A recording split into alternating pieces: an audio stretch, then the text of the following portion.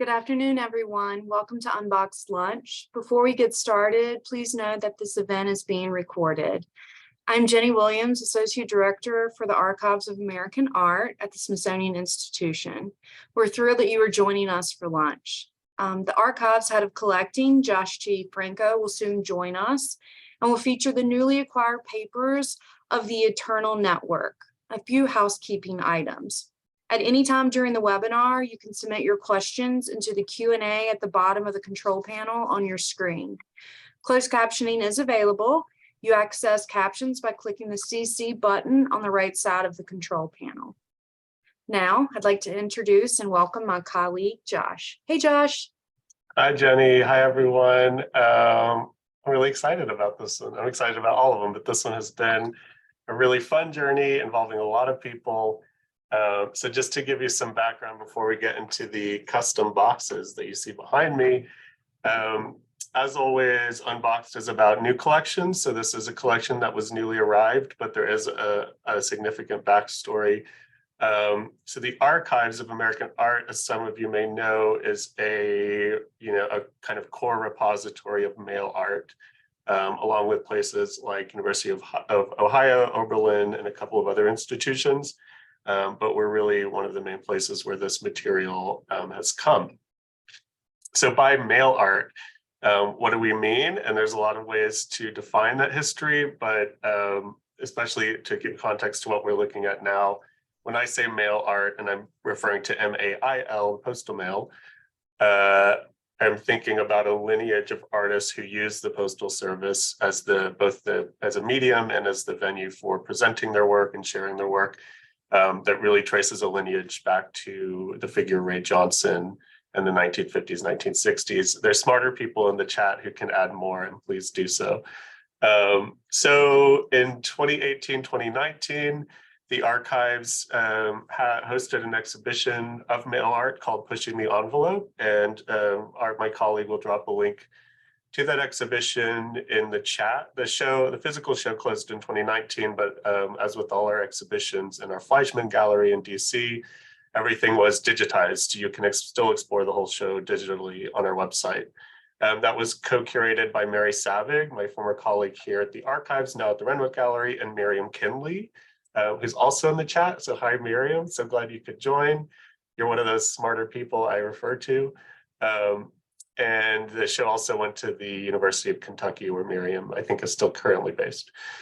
So that was sort of my introduction to it. Being here at the Archives, Mary really worked closely with that show and collection at that point. But then in 2019, in conjunction with the show, we hosted a mail art study day. So study days are when it's kind of think tanks. They're not public events, they're closed door sessions, usually over a couple of days with experts and kind of prominent artists in a certain field. We had one around mail art to help us understand the context and what our role in that field would be moving forward. It was really an education for me at that point. I think that study day really began my journey with mail art. So I know John Heldon, I think, is here too. Hi, John, was at that study day, and others as well. Please chime in if you were. It was really, really fun. And I felt like much more of an outsider at that point than I do now. So the specific collection. So this is the Eternal Network Mail Art Library. Most of it is. This is not all the boxes. There's almost 20 boxes. They're downstairs. And there's some other parts of it too. We'll get to a postcard collection as well. This is donated by Chuck Welch, one of those prominent mail artist who's been at it for a long time and a real record keeper of this field. I want to make a correction. So in the copy that went out, the invitation that I wrote, it's totally on me. I misstated Chuck's kind of moniker as an artist and a character as Chuck the Kid. It's Cracker Jack Kid. That is the correct name. And it goes back to his love of Cracker Jack, the snack that comes with the toy. And echoes the idea that as a mail artist, you're turning everybody's mailbox into a Cracker Jack box. There's a surprise inside every time. So I'm happy to make that correction. And Chuck, let us know if I got anything wrong. So that's a little background. We'll get into some boxes, which is why everyone is here. So, with the archives, it's always important. Part of how we assess what we collect is by, only one part, is by thinking about and researching what exists in our collection that ties to a potential new collection. Mail art ties to a lot of people, and these are just beautifully organized files. Let me see if I can get you a close up. It's always tricky to move the camera. Well, look at that. Clearly written, alphabetical, just really beautifully organized. Chuck, thanks for that. And let me go back a little bit too to how this came. So I don't remember what year, might have been 2019. I went up to New Hampshire, spent a lot of time with Chuck there at his basement. That's kind of its own mail art archive for sure. And we had a lot of conversations about deciding what portions would come to the archives. I think taking the whole thing wholesale wasn't really Chuck's vision, but also works for us too, because this is one of those collections where negotiations about scale and what we can reasonably commit resources to was a major part of it. So that was a really fun trip. I saw an exhibition of mail art that Chuck curated up there, also in New Hampshire a couple of years ago. So it's just been really fun to dive into this world, and I thank Chuck for kind of being my guide and helping me understand. So I pulled out this box. This is the S through T's, some of the S through T's in the collection.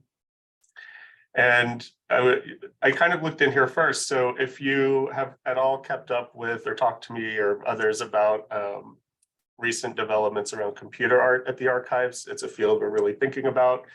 There's really a beautiful crossover between mail artists and computer artists because they both kind of feed the interests of any artist interested in connectivity and building social networks through art. It's just doing it, in paper or objects versus doing that digitally. So when computer art and the internet came along, a lot of mail artists either converted to that or just did both simultaneously. One of those is Fred Truck. So Fred Truck's papers came to us around 2019, 2020. And he is one of these artists who was very active as a mail artist until computer technology came along, which really became his main medium starting in the mid-70s. But I was almost sure he would have presence in this archive, and it turns out, of course, he does. So here is the Fred Truck folder, and you already see the kind of overlap between computer art and mail art. So this was mailed as a physical copy. It's Memory Bank by Fred Truck, the electric bank. See the year there is 1986. And one of the things I love too is that this will give people very kind of haptic recall probably. Remember the kind of accordion foldy printouts? That's what's happening here. It's still intact for the most part, which I find really interesting and just speaks to the care that kind of Chuck has taken of all of these things. In the meantime, we get to a good visual page.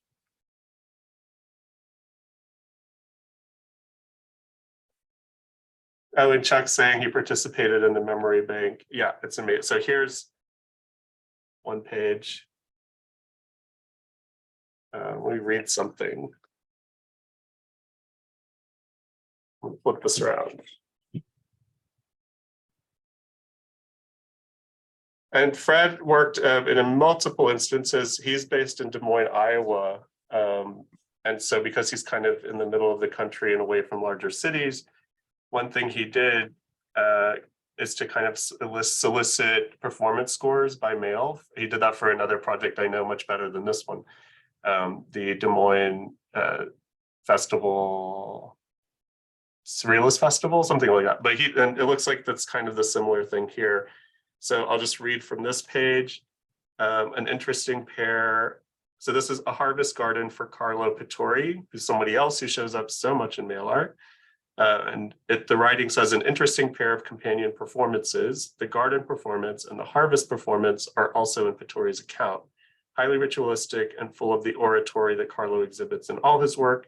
These performances detail the planting and harvesting of actual drawings that artists put in the ground. So that idea of planting drawings in a garden is very much in the spirit of kind of irreverence and fun and things that kind of break your brain, which happens a lot in mail art, I find. So that was Fred's, which I planned to pull because it was just too good not to.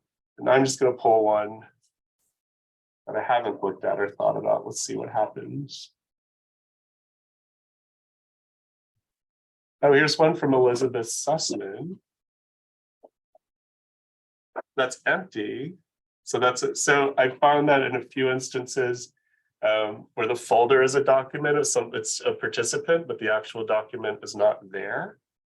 And that can be for a variety of reasons, but that's actually great and fine because that means that person is in the record as a participant, whether or not the object's there.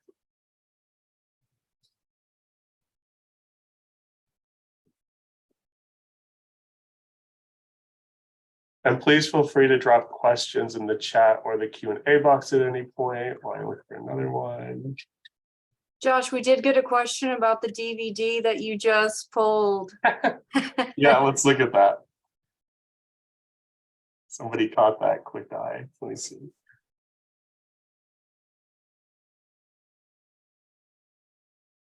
Okay, and I can just, the folders are all individually numbered as well, so it's easy to pull them out and put them back in the right order. Thanks again, Chuck. Okay, so the folder says Jim Swanson, Axis of Evil DVD 2004. Axis of Evil, let me read from the back.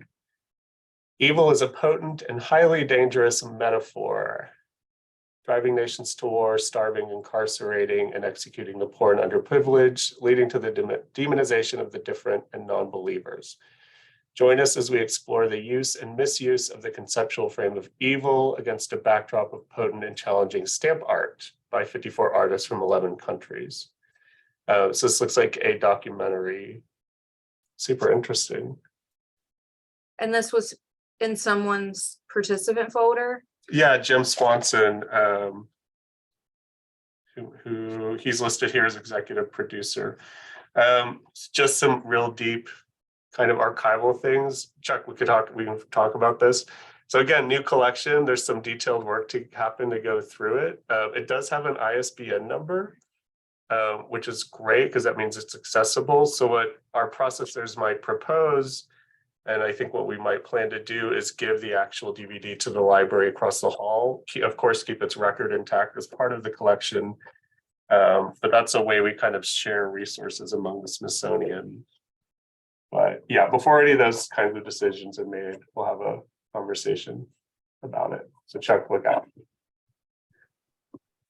If it didn't have an ISBN number, we would almost certainly just keep it. Another box I wanted to pull. So this has just been a really fun kind of insider Smithsonian through line I found is John Jacob, who I don't know if he's on or not, but John is curator of photography at the American Art Museum. If he's in the office today, he's just 2 floors above us, 1 floor above us here at the archives. And I've learned over the last couple of years that John has been an active participant in mail art as well. And so I was not surprised to find he had a folder. He has a few folders, actually. And you can see John's kind of role as a curator, art historian, besides being an active artist as well in this, kind of come through, and that his contributions are often about documenting the movement and publishing. So this, I love finding this. I've never heard of this Post Hype. This is a kind of zine style publication.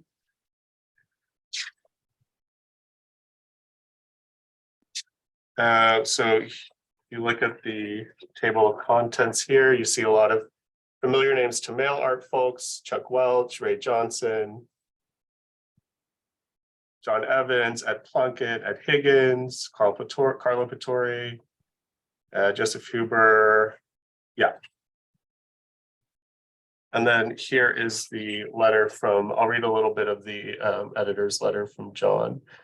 Friends, here at last is the latest hype. I've been sitting on this material for a very long time for several reasons, most of which I hope are good ones. This issue contains a large amount of material dealing with the mail art panels that took place here in New York late last February, and with the Franklin Furnace exhibition Mail Art Then and Now, curated by Dr. Ronnie Cohen. My intentions in waiting this long to publish the material are twofold. First, I have desired to give the material an opportunity to cool down. Much has been written of the Franklin Furnace show of Dr. Cohen and of the behavior of the panel, which removed her as moderator. All of it heated, some of it careless and distasteful. Wow. So you're going to get really deep into the drama that all art worlds have. I'm going to leave it there. So you have to come research this to read the rest of that. What's the year, the date? This is 84. Looks like, let me make sure. Yeah, and the letter is 784, so July 84. So then it's just contributions from a lot of folks, mail art or the Eternal Network. That looks interesting. Here's some images, tracks art. So Xerox copies and Xerox technology, I've learned, is also a major part of this kind of a sub-medium of the medium itself. It happens a lot. Here's the back cover. So yeah, this will be, this is interesting publication. Very indie, very DIY publication for someone to explore. So Chuck says the panels were in February 84, and this was published in July 84. Josh, we have while you're pulling out another folder, we have a question about the processing of this collection and when potentially a finding aid might be available. Do you have a? Yeah, typically this one would be really easy because it is so organized already. Typically we say 1 to 2 years from the donation. So you can look at, actually, and I think even Chuck really he really, sent these things in really beautiful shape. So I think there's like kind of the equivalent, like we'll do our own, but this is a really easy collection to search. And as with all our collections, once the deed is signed, which is the case here, and it's accessioned, you don't have to wait for it to be processed before you can research it. So it's ready, it's available now in our reading room. Yeah, so Chuck already has a finding aid that will be sent. I'm sure a lot of that will kind of go straight into ours, just reformatted in our kind of format. And just so I know, Chuck, there's one more kind of addition that will close this off that we're expecting next summer. And then I do, just a big picture wise, I'm really thinking about, because if you don't draw a line with mail art, it can, like Eternals in the name, it really can just go on forever. But our shelves don't go on forever. So I'm having to think really hard about, our resources, what we commit them to. And I know there's many great mail artists out there still. We have John Held's papers, we have others' papers as well. I think for the foreseeable future, we're pretty set in this field, unless something really mind-blowing comes along. I kind of consider it closed for now. Jerry Drava's papers also came in. Jerry Drava was a really interesting mail artist, and yeah, I'm interested in, he's really Los Angeles performance art, 70s, 80s, collaborative partner and life partner with the artist Gronk. It's been another interesting collection related to look at.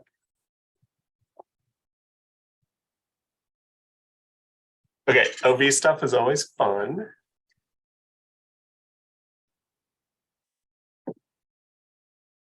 So by OV, I mean oversized. So now we're making a little transition to the postcard mail art collection. And this is a single item actually in this box, a book about death and some related ephemera. So it's always great to have this kind of ephemera. I'm going to get to the book shortly, but this is like a flyer that went that's related, a list of participating artists, great names, great list of names. I see. So Bibiana Padilla Maltos, who I think I saw in the chat as well. Hello, you're on this list.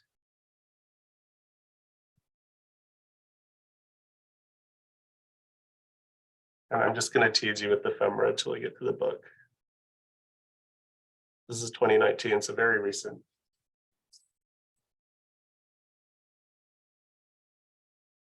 Okay, so let me pull this carefully here. I'm untying this.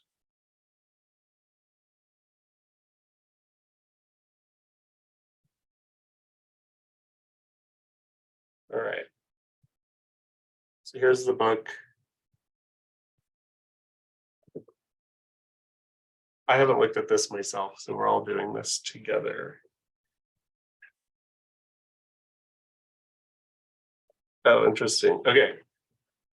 So this is a 10th anniversary edition. I guess you could consider the cover. It's a little harder stock. But then when you get into the meat of it, again, we see a lot of Xerox materials, and this is cut out. And it looks like maybe multiple contributors. So the music and poetry of Sunha and Sunra Interstellar.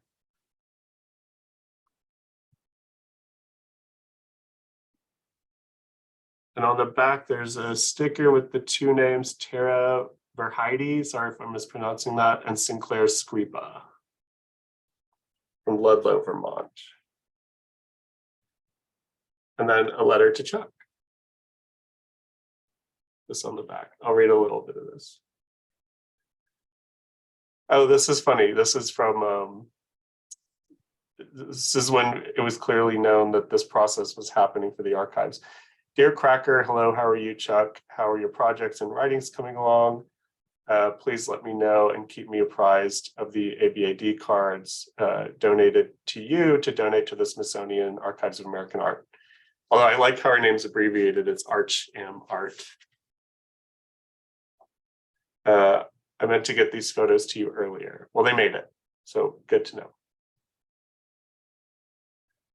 Cool. So ABAD must refer to a book about death.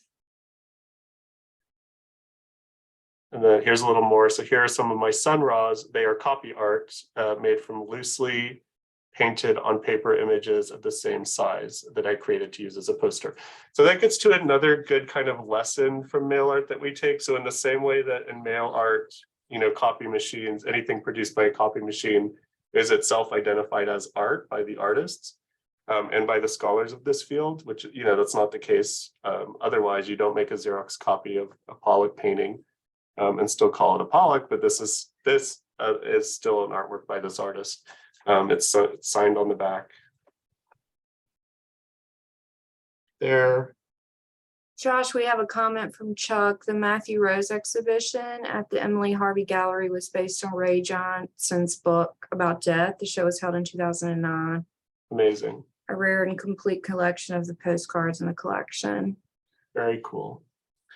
But so yeah, the same way that Xerox is an art form here, you know, categories get all kind of confused in really productive ways. So for us at the archives, it was an early decision shortly before I even came on board. Like I said, Mary was working with that. I believe Liza, our interim director, worked closely with it as well. To, you know, it's an interesting proposal to ask us to collect mail art because we don't collect artworks. You know, people offer us paintings. You know, Jenny, you get these emails. We all get these emails. We get offered paintings and complete drawings and full artworks all the time, and we decline them, not because of inequality, just because that is not our scope. We collect primary sources, ephemera, but mail and correspondence. So correspondence is a huge part of what we collect.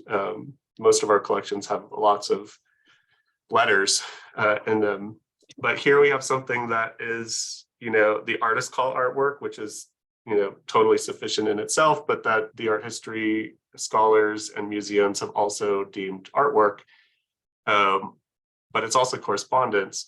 So it is, you know, as far as how our processing works, we're much more equipped to take care of things like a giant book full of Xerox copies than perhaps our colleagues at art museums might be.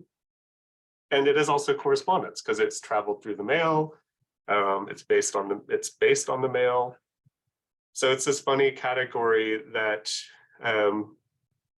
is art, But whereas we say no to most art, this is something where we're the best home for, and so we say yes to, and we've said yes to for a number of years now. So there's lots, this is like a Xerox of stamps, but there are lots of another kind of form that happens among mail art is making stamps and stamp sheets. And I love these. These look more like playing cards. I can try to find some stamp sheets in a second.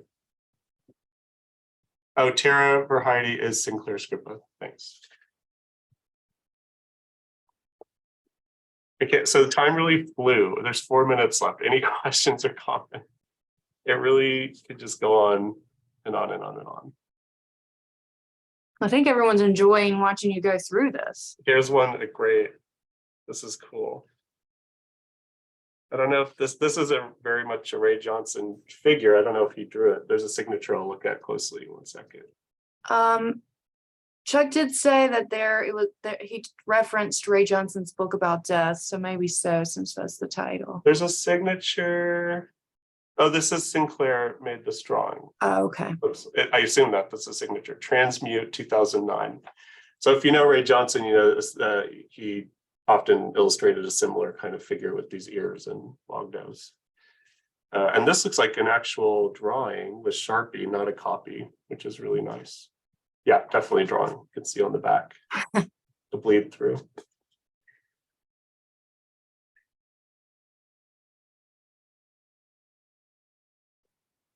So we have just a few more minutes if there were any last items that you wanted to share. Yeah, I'm going to go to one more box. And that is the original packaging that's not been repackaged? No, that is it. You can see it has Sinclair's info. Okay, let's see. And as you're pulling that, I'll just say that Chuck says that Tara was at the 2009 event in New York, a book about death at Emily Harvey Gallery. That's cool. And Emily Harvey Foundation and Gallery have been great friends of the archives. A very important cache of Andy Warhol interviews on cassette tapes, and Gene Swenson's papers were kept safe by the Emily Harvey Foundation for a long time in Italy till they came to us. So here, this is a good one to end on. Anna Banana, who, if you're in the mail art world at all, or just the art world at all, is a name you've probably heard, has a folder in here, of course. I think here, let me pull this one. We're getting lots of compliments to Chuck for his Lauren, hi. For his archiving skills. Yeah. So Lauren Welch is Chuck's daughter, has been part of this process as well, and a great painter. So this is a publication in an Anna Banana folder, but here it looks like there's some more. Oh, this is fun. So the banana rag.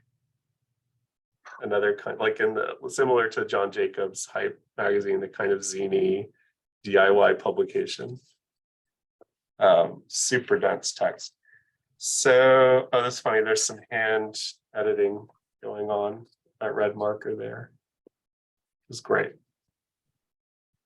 So yeah, I mean, we're at time, which is we are. But you could really go on forever. Well, thank you so much, Josh, and thank you everyone for participating today. I hope you enjoyed the program as much as I have. Our next Unboxed Lunch will be in January, and until then, I hope everyone enjoys the holiday season and has a wonderful new year. Thank you. Bye, y'all. Bye.